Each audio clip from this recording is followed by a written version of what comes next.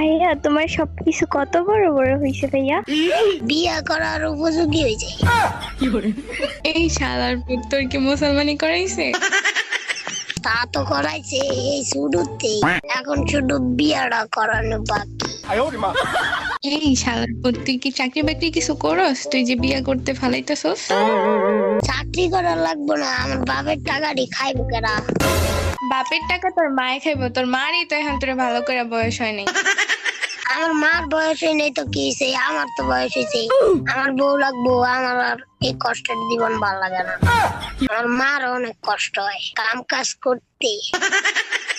তোর বাপে কয় টাকা কামাইছে যে তুই বলস তোর বাপের অনেক টাকা?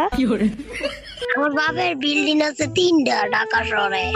ভালো করে তো বিল্ডিং এ কইতে পারস না, কেমন লেবা লেবা করে কথা কস। তাইলে অসুবিধা কি, টাকা তো আছে, এই ধর টাকা দাও টাকায় দিবো।